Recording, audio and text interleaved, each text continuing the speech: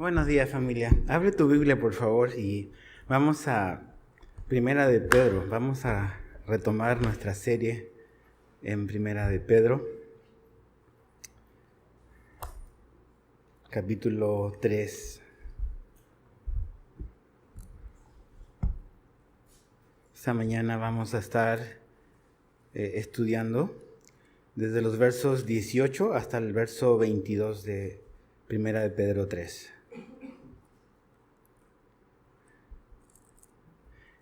Vamos a hacer algo, por como estuvimos varios domingos interrumpidos con otras cosas importantes también.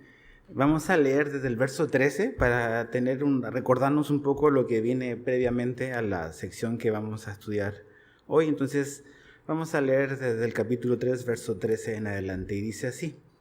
Dice: ¿y quién les podrá hacer daño a ustedes si demuestran tener celo por lo bueno? Pero aún si sufren por causa de la justicia, dichosos son. Y no tengan miedo por temor a ellos, ni se turben, sino santifiquen a Cristo como Señor en sus corazones, estando siempre preparados para presentar defensa ante todo el que les demande razón de la esperanza que hay en ustedes. Pero háganlo con mansedumbre y reverencia, teniendo buena conciencia, para que en aquello en que son calumniados sean avergonzados los que hablan mal de la buena conducta de ustedes en Cristo. Pues es mejor padecer por hacer el bien, si así es la voluntad de Dios, que por hacer el mal. Porque también Cristo murió por los pecados una sola vez, el justo por los injustos, para llevarnos a Dios, muerto en la carne, pero vivificado en el Espíritu. En el Espíritu también fue y predicó a los espíritus encarcelados, quienes en otro tiempo fueron desobedientes cuando la paciencia de Dios esperaba en los días de Noé durante la construcción del arca, en la cual unos pocos, es decir, 8 personas, fueron salvadas por medio del agua.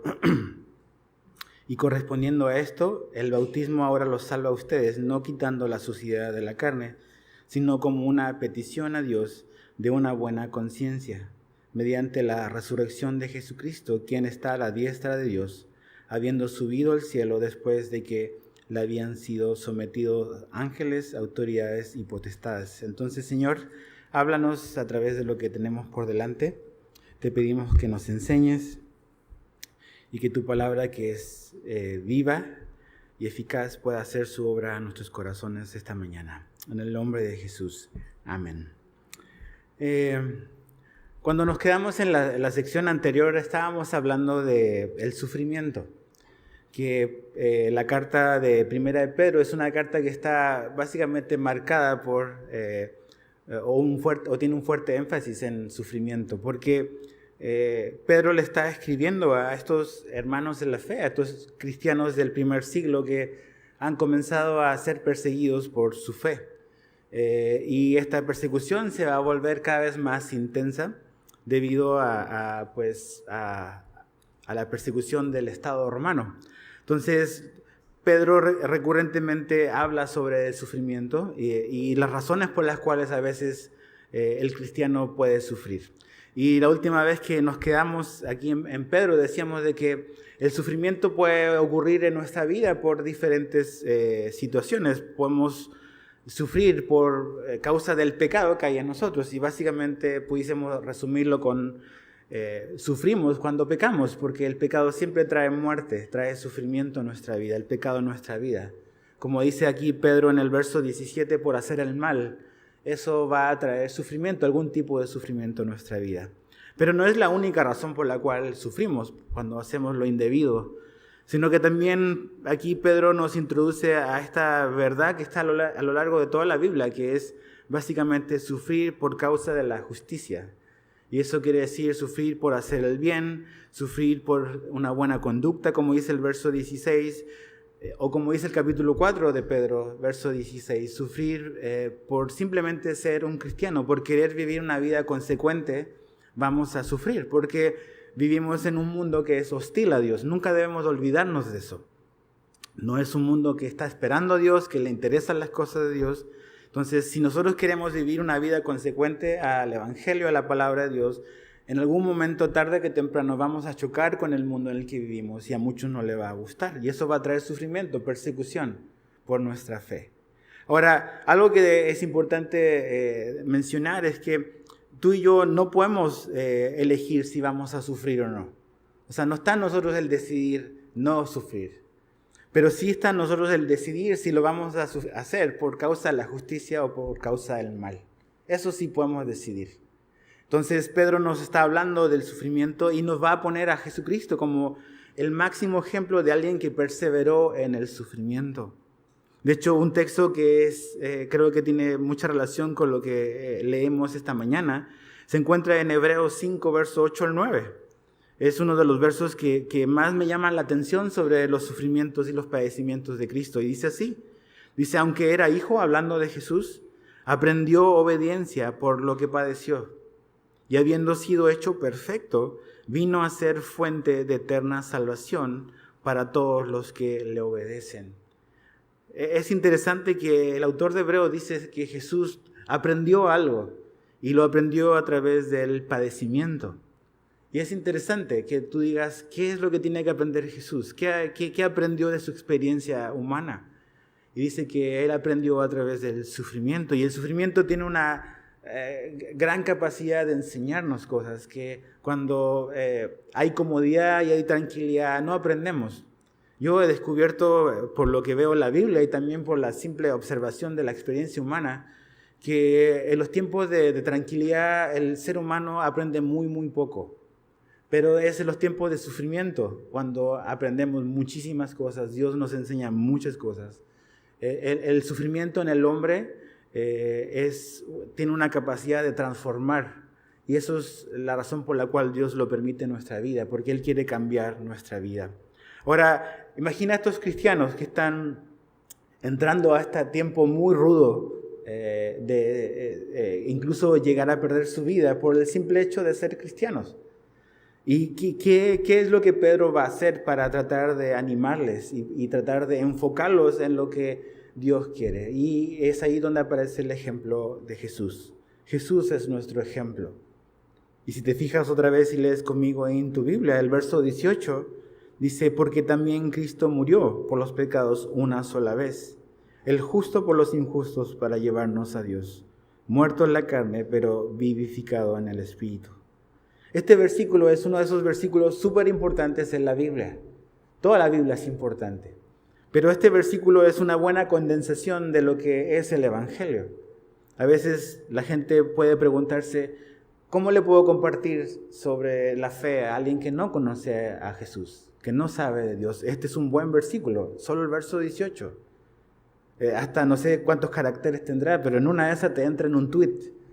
180 caracteres, aquí está lo que significa el Evangelio de Jesús. Que Jesús padeció y murió por los pecados una sola vez, el justo por los injustos. Entonces, pienso, cuando leía esta porción, me impactaba mucho cómo la Biblia nos muestra a Dios encarnado en el Hijo, en Jesús. Y no como alguien como que ajeno o fuera de nuestra experiencia de sufrimiento y nuestra experiencia humana, sino como alguien que vino y participó de nuestra realidad. Porque dice, porque también Cristo murió. O sea, también Él pasó por esta situación de sufrimiento y de muerte. También Él experimentó lo que experimentaremos todos. También Cristo murió por los pecados una sola vez. Ahora, ¿de qué me habla eso? Cuando vemos a Jesús en la cruz, cuando vemos a Jesús ahí colgado en el madero, tenemos que preguntarnos, ¿qué hace Jesús ahí? Necesitamos como preguntarnos si nosotros pensamos o si tú piensas que tú estás bien y yo estoy bien, ¿qué hace Jesús muriendo en una cruz? Y eso nos habla de hoy un problema. Hay un problema entre el hombre y Dios. Tenemos un problema. Es como esa frase famosa de la película o de los astronautas de la NASA, es Houston, tenemos un problema. Eso es lo que tenemos con Dios. Tenemos un problema con Dios. ¿Y cuál es el problema? ¿Dónde comenzó el problema? El hombre fue creado por Dios. Tú fuiste creado por Dios para tener comunión con Dios. Dios nos creó para adorarlo. Dios nos creó para experimentar una relación significativa con Dios. Dios creó a Adán y a Eva para ese propósito y a la humanidad para ese propósito. Y lo puso en un lugar perfecto, en el huerto del Edén. Puso todo lo que él necesitaba ahí para que lo ocupara. Pero el hombre decidió desobedecer a Dios y ahí comenzó el problema. El hombre quiso vivir una vida independiente a Dios. Y desobedeció, pecó, y como consecuencia del pecado entró la muerte. Y la muerte afectó a toda la humanidad. Tú y yo, nacemos pecadores. Adán no nació pecador. Pero ahora el pecado se propagó como un virus, ahora sí, a toda la humanidad. Y tú y yo nacemos pecadores, nacemos en esta condición caída y separada de Dios. Esa es la condición de cualquier ser humano que está sobre la faz de este planeta. Esa es la condición de tu vecina, de tu amigo, de tu compañero de trabajo que no conoce a Jesús. Está separado de Dios. Entonces, ¿por qué? Porque somos pecadores y eso causó una división entre Él y nosotros, una separación. Somos pecadores porque esa es nuestra condición, nuestra naturaleza, pero también somos pecadores por nuestra propia decisión. Queremos pecar por lo que somos. Amamos el pecado y nos gusta el pecado. Trae placer a nuestra vida, a nuestra carne. Y esa es nuestra condición, perdidos en nuestra realidad. Entonces tenemos un problema con Dios porque nuestro pecado, nuestra condición natural y nuestra decisión y nuestra elección nos ha separado de este Dios que es justo, perfecto y santo. Y esa es la palabra importante en esto, en lo que aquí Pedro nos dice. Estamos separados de Dios. Nuestro pecado nos ha separado de Dios. Mira lo que el profeta Isaías dijo en el Antiguo Testamento respecto a esto. Isaías 59:2 dice: pero las iniquidades de ustedes han hecho separación entre ustedes y su Dios. Y los pecados le han hecho esconder su rostro para no escucharlos. Entonces el pecado no es algo menor, no es una pequeña cosa como que ay, me equivoqué, fue un error. No, el pecado nos separa de Dios, nos separó de Dios. Tanto así que dice acá Isaías que Él no escucha. Estamos separados. Hay un abismo enorme entre Dios y el hombre por causa del pecado, por causa de nuestro pecado. Entonces tenemos un problema. Ese es el problema. Muchas veces pensamos de que pues lo que hicimos es como una mentirita blanca, ¿no? No fue bueno, pero no es tan grave. Y realmente cuando pensamos así, decimos ese tipo de cosas, no tenemos la menor idea de cómo Dios habla respecto al pecado y lo que eso implica. Entonces estamos separados de Dios, así nacimos. Pablo lo dice en el Nuevo Testamento, en el libro de Efesios, capítulo 2, verso 12. Dice, recuerden, hablándole a estos cristianos, a estos creyentes de la iglesia de Éfeso, le dice, recuerden, dice, que en ese tiempo ustedes estaban separados de Cristo. Dice, excluidos de la ciudadanía de Israel, extraños a los pactos de la promesa, sin tener esperanza y sin Dios en el mundo. Esa era nuestra condición antes. Esa era la condición de los efesios, esa era la condición de cualquier persona que incluso ahora puede decir, ahora yo conozco a Cristo, antes no, y antes estábamos separados de Dios, separados de Cristo. Había un abismo que nos separaba de Dios por nuestro propio pecado, por nuestra condición. Entonces teníamos un serio problema. Y si tú hoy estás aquí o estás viendo esta transmisión y no has venido a ese punto de reconocer tu condición, tienes un problema serio con Dios. Ahora, la Biblia es un libro que nos muestra y nos da a Dios el diagnóstico del problema, pero también nos ofrece la solución. La pregunta es, ¿existe alguna solución? Sí, está aquí en el verso 18. Porque también Cristo murió por los pecados una sola vez. O sea, tenemos que entender por qué murió Cristo. Para solucionar este problema. Para resolver lo que nos separaba de Dios. Para proveer de una reconciliación con Dios. Esa palabra tan importante, reconciliación. Básicamente una corta y buena definición de reconciliación es hacer que se restablezcan o restauren la amistad de dos personas. es restablecer, restaurar la amistad de dos personas. En el huerto, en el Edén, Adán y Eva disfrutaban de una profunda amistad con Dios. De hecho, Dios caminaba, dice ahí, se paseaba en el Edén y el hombre podía tener comunión con Dios a la luz del día. Pero el pecado, separó de Dios y trajo muerte y el hombre ya no pudo disfrutar de lo que disfrutaba en el Edén. Entonces, esa relación se rompió por causa de la desobediencia, por causa del pecado y quedamos separados. Desde el inicio Dios dijo que iba a establecer un plan de salvación y le dijo a Eva, mira, la descendiente de la serpiente va a morder a tu descendiente en el talón, pero tu descendiente le va a aplastar la cabeza. Hablando de Cristo. Y Jesús vino y le aplastó la cabeza a la serpiente. Y esa es la manera en la cual tú y yo podemos optar a esta reconciliación con Dios por medio de lo que dice el verso 18, porque Cristo murió. Ahora, ¿cómo nos reconciliamos con Dios? Por medio de Cristo. Eso es algo muy importante, porque a veces la gente dice, ¿cómo me puedo acercar a Dios? Pues con buenas obras, me voy a portar bien. Entonces trato de esforzarme en ser un buen trabajador, ser un buen esposo, ser una buena mamá, ser un buen hermano, lo que sea. Y empezamos en esta carrera de buenos méritos, de buenas obras, a ver si eso alcanza o ayuda. Y seguramente como Dios es amor, Dios va a aceptar mi esfuerzo. Y cuando decimos y pensamos eso, no hemos leído mucho nuestra Biblia. Eso no es lo que alcanza, no alcanza mis buenas obras, tus buenas obras. No es suficiente. Sigue habiendo un gran abismo entre Dios y nosotros, a pesar de nuestras buenas obras. Como decía Martín Lutero, decía algo así, mira, a tu hermano, a tu prójimo, le sirven las buenas obras, pero no te alcanza con Dios. Entonces, ¿cuál es la solución? ¿Cómo nos reconciliamos con Dios? Necesitamos a un Salvador.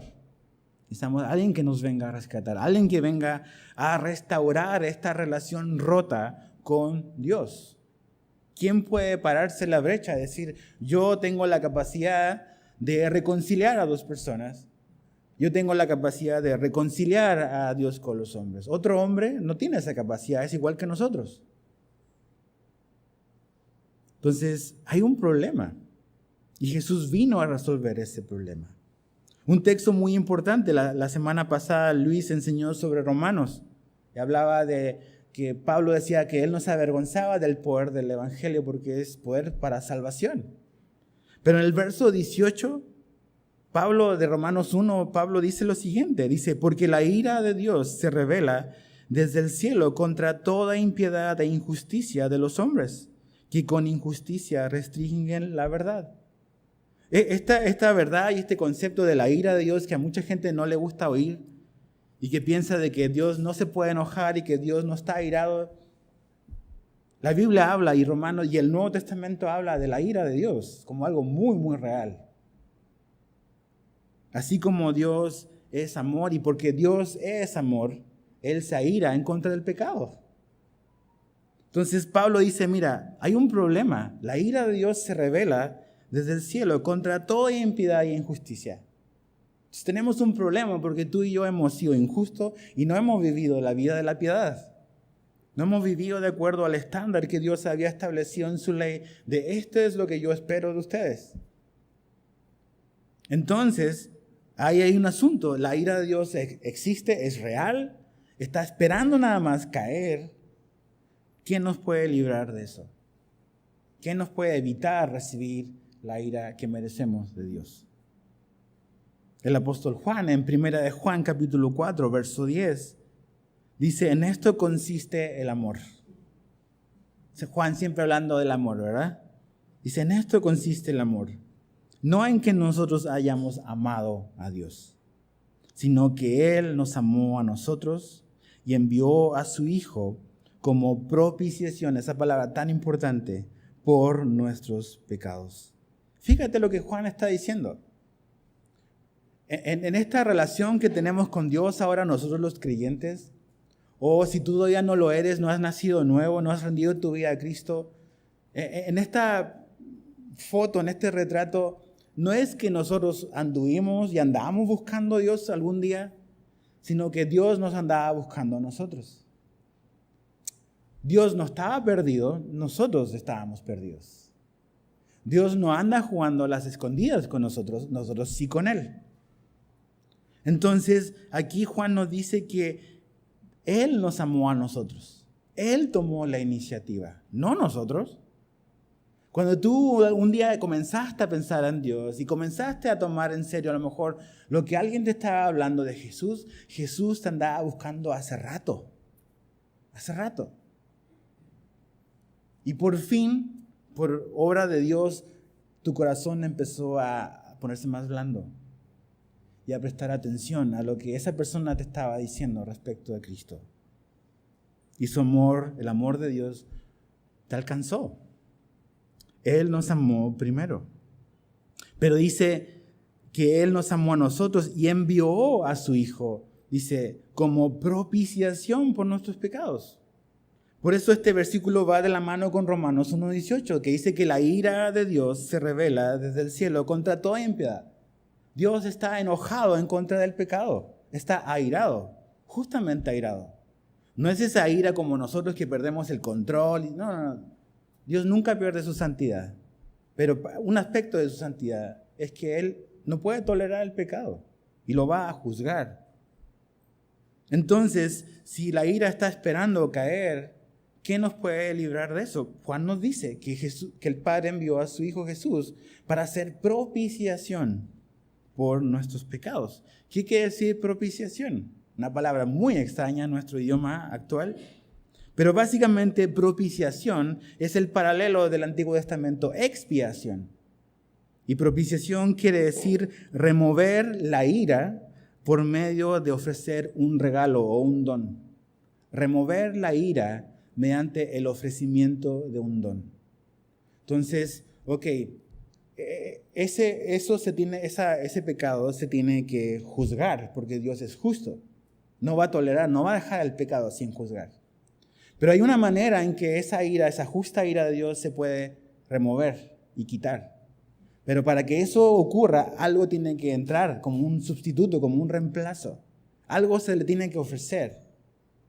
Y dice Juan y dice la Biblia que lo que se le ofrece a Dios es algo que Él mismo envió.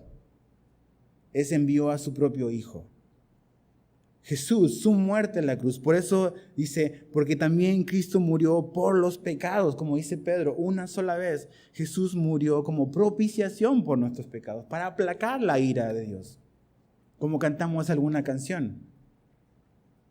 Entonces, Él remueve la ira. Dios tomó la iniciativa, no tú y yo. Él ofreció la solución, Él tomó la iniciativa, Él nos ama y proveyó a su Hijo para que muriera. Porque también Cristo murió. La Reina Valera usa la palabra padecer. Me gusta más esa palabra padecer, porque le da un mayor dramatismo a lo que Jesús atravesó. Jesús no solamente murió, Jesús padeció por los pecados. Padeció, murió por nuestros pecados, por tus pecados, por mis pecados. Por los que he cometido en el pasado, por los que cometí hoy rumbo a la iglesia, por los que cometeré a lo mejor saliendo o en la casa cuando me enojo. Jesús pagó por todos esos pecados. Como dice aquí, el justo por los injustos. Eso habla de que la muerte de Cristo fue inmerecida para Él, para llevarnos a Dios. Y es una buena manera de decir para reconciliarnos con Dios. Es como cuando alguien te dice, ¿sabes qué? Te quiero presentar a un buen amigo. Y Jesús está ahí, delante del Padre, y dice, mira, te presento a Edgar. Y está ahí haciendo las paces. Ah, pero Edgar tiene uno, yo pago por su deuda. Ya no hay deuda. Ya no hay registro. Ya no hay nada que pueda ser usado en nuestra contra para acusarnos. Pablo dice, ya no estamos bajo condenación, si estamos en Cristo. Jesús nos reconcilia con el Padre. Y es el Padre el que envió a Jesús para reconciliarse con nosotros. Imagínate. O sea, Dios está poniendo todo lo necesario para que tú y yo podamos reconciliarnos con Él. Tú y yo no tuvimos que morir en la cruz. Jesús murió. Nuestra muerte solo ayudaría para, a lo mejor, o serviría para recibir el justo castigo que tenemos, mas nunca para salvarnos. Por eso Jesús tuvo que morir. Y dice una sola vez. ¿Qué quiere decir eso? Que su sacrificio es completo, es perfecto, es irrepetible, es inmejorable. Tú y yo no podemos mejorar lo que Jesús hizo. Y ya que su sacrificio es completo, es perfecto, el Padre lo acepta, por eso podemos estar seguros delante de Dios. No tenemos que estarnos preocupando cuál será nuestro estatus delante de Dios el día de hoy si tú has venido a la fe verdadera en Jesús. Es por eso que muchos cristianos viven su vida como una montaña rusa, porque no entienden su posición delante de Dios. Piensan que por algún pecado que es pecado y es grave y necesitamos arrepentirnos, eso significa que van a dejar de ser hijos de Dios automáticamente. Y viven siempre condenados porque Satanás siempre los viene y los condena y nos condena por lo que hacemos. Es muy astuto. Y nunca podemos vivir en la tranquilidad y en la paz de que su sacrificio fue una sola vez porque es suficiente para todas las veces. Para presentarnos delante de Dios y para mantenernos reconciliados delante de Dios para siempre.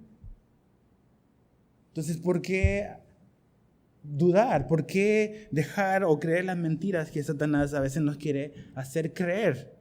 Mira lo que hiciste otra vez. ¿Con qué cara vas a venir a Dios? O sea, otra vez, Edgar. Y así pon tu nombre. Yo sé que lo has vivido. Su sacrificio, su muerte fue una sola vez suficiente, completa, perfecta. Mira lo que Hebreos 9, 24 al 26 dice. Porque Cristo no entró en un lugar santo hecho por manos, una representación del verdadero, sino en el cielo mismo para presentarse ahora en la presencia de Dios por nosotros. Y no para ofrecerse a sí mismo muchas veces, como el sumo sacerdote entra al lugar santísimo cada año con sangre ajena. De otra manera, a Cristo le hubiera sido necesario sufrir muchas veces desde la fundación del mundo, pero ahora, una sola vez en la consumación de los siglos, se ha manifestado para destruir el pecado por el sacrificio de sí mismo. Y Hebreo está hablando de esta figura del sumo sacerdote en el Antiguo Testamento que hacía el sumo sacerdote. Este hombre que era un mediador, que ofrecía sacrificios a Dios, y habla específicamente del día de la expiación, cuando el sumo sacerdote entraba al lugar santísimo y una vez al año, un par de horas o minutos, entraba y intercedía por el pueblo de Israel. Lo hacía una vez al año. Y todos los años, todos los sumos sacerdotes hacían eso. ¿Por qué? Porque es un hombre y tiene que estarlo siempre haciendo. Y siempre se tenía que estar repitiendo. En cambio, cuando vino Cristo, dice Hebreos, lo hizo una sola vez y para siempre. Porque el sacrificio de Jesús es perfecto, es completo, es suficiente. No se necesitan más sacrificios. Por eso hoy que venimos a la iglesia, tú no trajiste tu corderito para sacrificarlo aquí. No estaban ahí los anfitriones, a ver, déjame ver, examinar tu cordero. A ver, no tiene mancha, mejor tienes que volver el próximo domingo. No hacemos eso. ¿Por qué? Porque el sacrificio de Jesús fue una sola vez, es irrepetible, es inmejorable. Y tiene la capacidad de presentarnos a Dios y mantenernos ahí reconciliados con el Padre. Ningún otro sacrificio, familia, que tú puedas ofrecer tiene la capacidad de satisfacer a Dios. Solo Jesús. Mi sufrimiento, en este contexto de sufrimiento, mi sufrimiento no va a pagar por mis pecados. Solo el sufrimiento de Jesús tuvo la capacidad de pagar por mis pecados. Por eso el sacrificio de Cristo es redentor. Su sufrimiento es redentor. El sufrimiento del hombre no es redentor, es transformador. Si yo sufro, eso no me va a salvar. Eso me puede cambiar. Si lo tomo y lo abrazo como la Biblia me enseña, me puede cambiar. Pero no me va a salvar el sufrir. Lo que me salvó y lo que nos salva es el padecimiento de Cristo. Entonces, ningún otro sacrificio tiene la capacidad de satisfacer a Dios. mi sufrimiento ni el tuyo. Entonces, eso nos hace descansar plenamente en la obra completa de Dios, de Cristo. Por eso podemos estar seguros hoy. No se trata de tu desempeño, de mi desempeño. No se trata de, si no leíste 10 capítulos de la Biblia hoy, vas a perder tu salvación. Ni siquiera si no viniste a congregarte. Ahora, ¿eso significa que si total no voy a hacer nada? No se trata de eso. Pero se trata de entender que la razón por la cual tú y yo podemos tener una relación estable y verdadera y genuina con Dios es cuando hemos entendido esa verdad. De que la única manera en que el hombre puede reconciliarse con su Creador es por medio de un solo sacrificio, el sacrificio de su Hijo Jesús. Y piensa en esto, cuando tú dices, no, es que nadie me entiende lo que yo he sufrido. Creo que este versículo es sumamente importante porque dice, porque también Cristo padeció. O sea, cuando tú le quieres decir a Dios, ¿sabes que tú no me entiendes lo que yo estoy pasando? ¿Tú no sabes lo que significa perder un hijo? ¿Ah, no? Dios no sabe lo que es perder un hijo. Cuando le decimos a Jesús, ¿tú no entiendes lo que yo estoy pasando? Jesús te hace así, mira mis manos. ¿Quieres tocar mi costado? Jesús también padeció. Él no vino con privilegios, con una tarjeta VIP, que es exento, hay que tratarlo con una alfombra roja. No vaya a sufrir. No. Jesús tiene piel en la cancha, familia. Sabe lo que es vivir acá. Entonces, Él te entiende perfectamente. Él entiende lo que tú has pasado o lo que estás pasando o lo que pasarás. Él tiene piel en la cancha. Jesús padeció y murió. Ahora, fíjate el verso 19 al 20, dice, en el Espíritu también fue y predicó a los espíritus encarcelados, quienes en otro tiempo fueron desobedientes cuando la paciencia de Dios esperaba en los días de Noé durante la construcción del arca, en la cual unos pocos, es decir, 8 personas, fueron salvadas por medio del agua. Y aquí Pedro es como un poco extraño que a lo mejor para ti empieza a hablar de este asunto de que Jesús fue y le predicó a estos espíritus encarcelados. ¿Qué estará diciendo Pedro aquí? Quizás muchos consideran que es uno de los textos más difíciles del Nuevo Testamento y no tengo la interpretación correcta a lo mejor. Hay muchas versiones sobre este versículo. Créeme, si has estudiado la Biblia o te gusta estudiar, nada más lee y te vas a dar cuenta de que hay un montón de interpretaciones respecto a este versículo. Pero algunas cosas que podemos como que sacar. No es lo más importante es el verso 18. Jesús se hizo hombre y padeció por nuestros pecados. Pero aquí Pedro nos menciona una de las cosas que sucedieron durante la muerte y la resurrección de Cristo. ¿Siempre te has preguntado qué pasó con Jesús cuando Él murió? Bueno, aquí Pedro nos dice una cosa que Jesús hizo.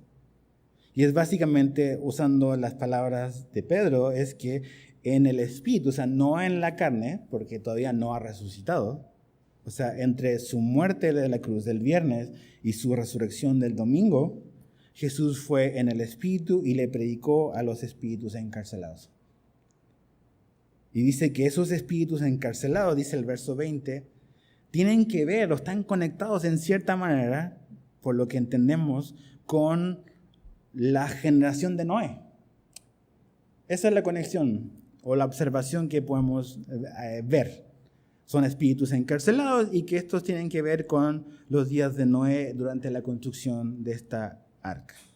Ahora, eso de que fue y predicó a los espíritus encarcelados, algunos lo han interpretado como que esa predicación es como hacer evangelismo, como que ir a buscar al Hades, que es el lugar de los muertos en el Antiguo Testamento, se menciona mucho eso, como ir a predicarles a esa generación que escuchó a Noé y no obedeció, como a darles una segunda oportunidad. Algunos interpretan ese texto o este texto como eso, como que Jesús en espíritu descendió al Hades para ofrecer a las personas que vivieron en la generación de Noé una segunda oportunidad de salvación. Y Ahora, esa interpretación tiene serios problemas con la Biblia, porque te habla de una oportunidad después de la muerte, y la Biblia es bien clara de que después de morir no hay otras oportunidades. No hay un purgatorio, nadie te puede sacar a través de una oración de ahí.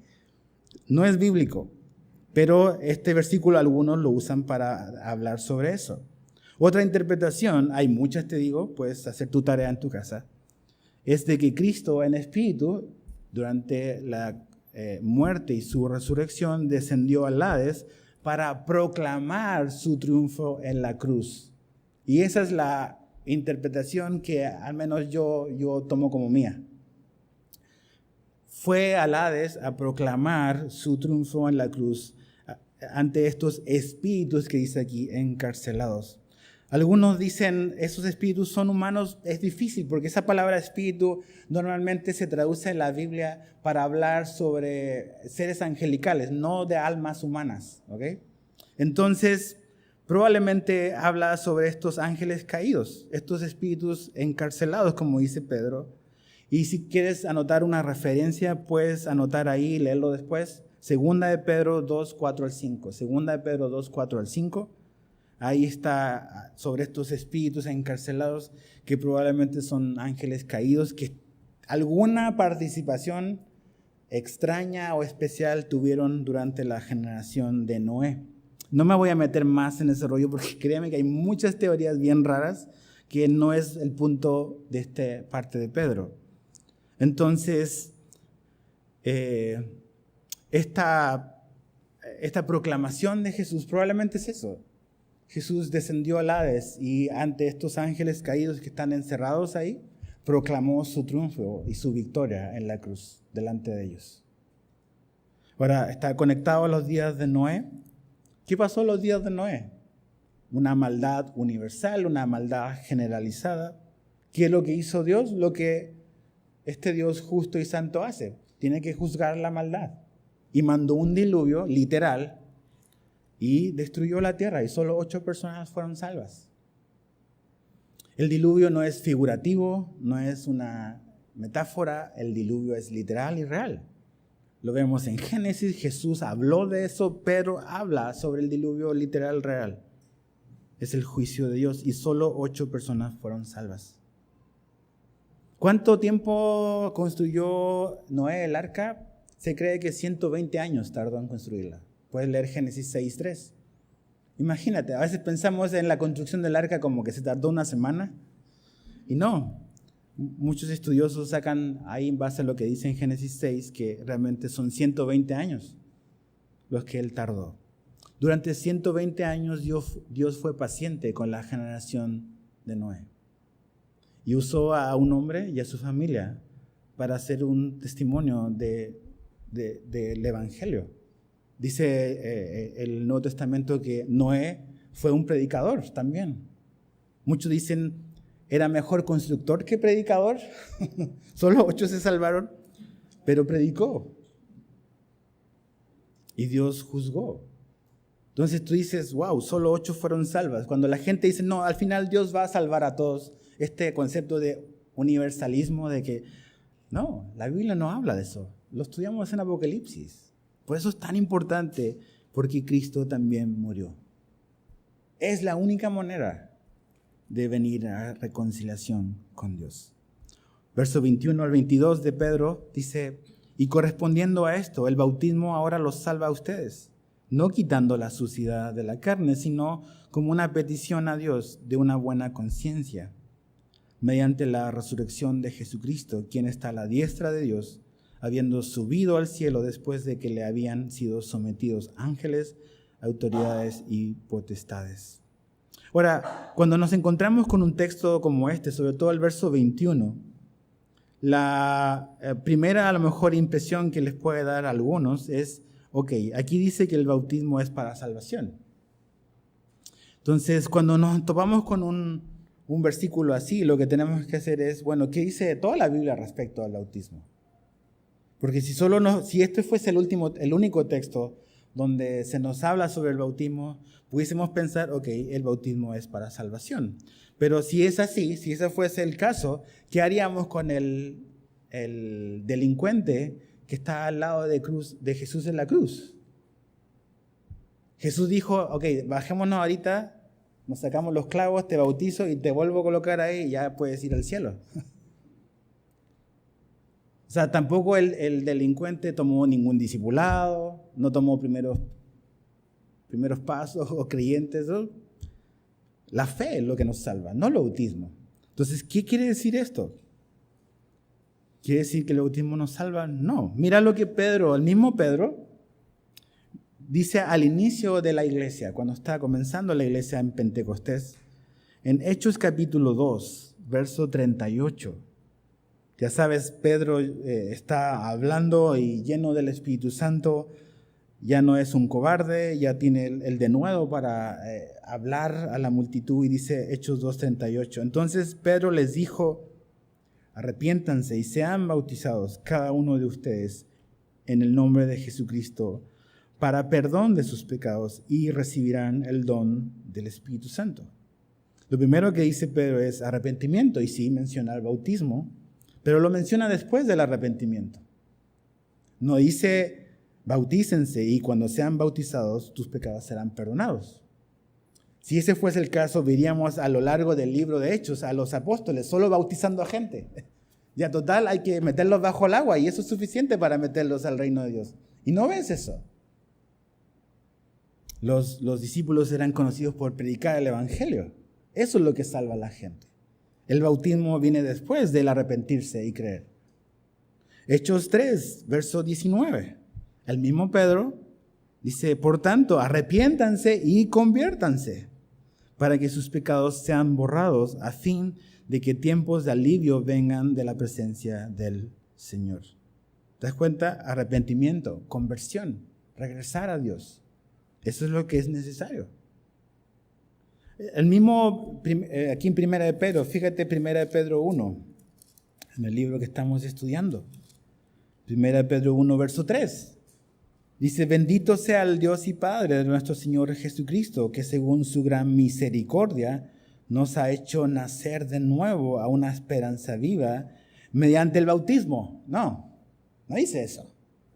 Mediante la resurrección de Jesucristo de entre los muertos. Baja hasta el verso 23 del mismo capítulo 1:23.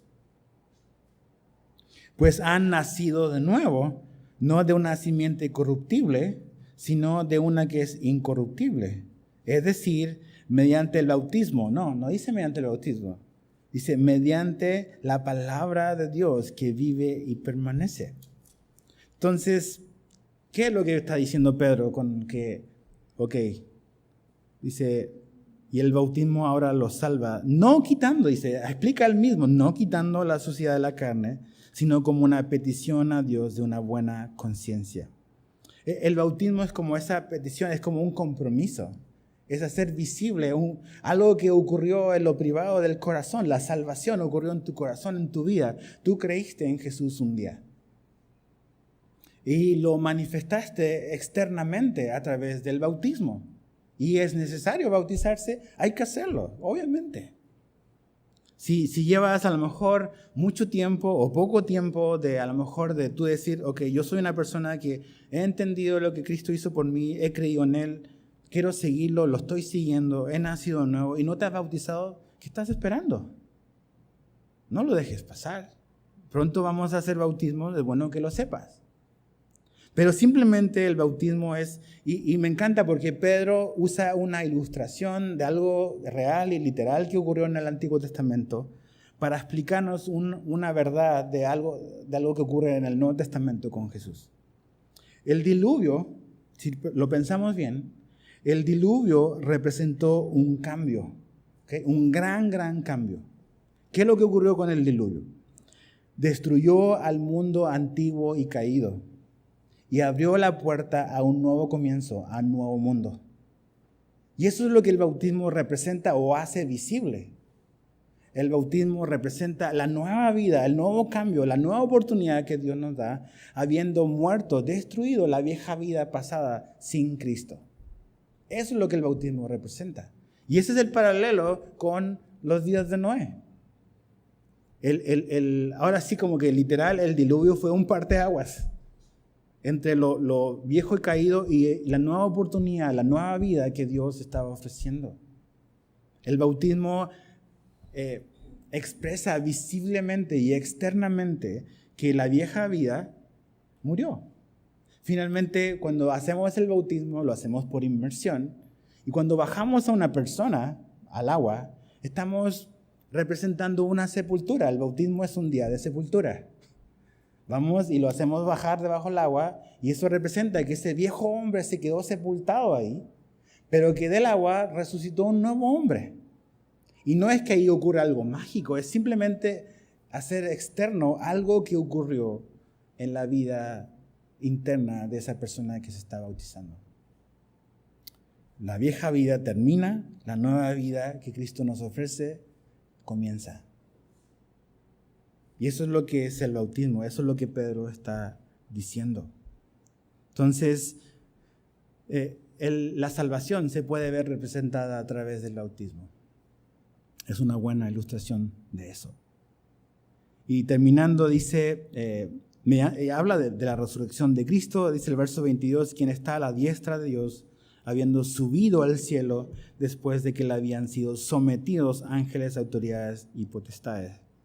¿Te das cuenta? El verso 22 nos ayuda a creo que a irnos más por la interpretación de eso, de que Jesús fue al Hades y proclamó su triunfo.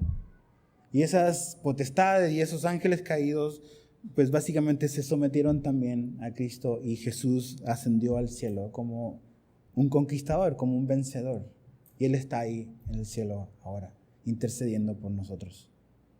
Y creo que esto debe de haber animado a los cristianos del primer siglo. De que, ¿cómo enfrentamos entonces el sufrimiento? ¿La derrota o la aparente derrota es el final? No lo es. Ahí está Cristo. Ahora, no pienses y no pensemos otra vez de que mi sufrimiento me va a salvar. Y mientras más sufro, más seguro estoy de mi salvación, en lo absoluto. El único padecimiento que nos salva es el de Cristo. Pero al verlo a Él, es donde debemos de agarrar fuerza nosotros. Piensa en estos cristianos que van a ser echados al foso de los leones por los romanos. O sea, ¿qué es lo peor que te han hecho a ti? ¿Es reírse de ti? Haber hablado a tus espaldas o en tu cara de que eres un amén, aleluya. A lo mejor, ¿qué? Te corrieron del trabajo, te hicieron la vida imposible en el trabajo. Estos cristianos van a morir y necesitan algo de lo cual ellos se puedan agarrar. Entonces, Cristo triunfó. La muerte no lo derrotó.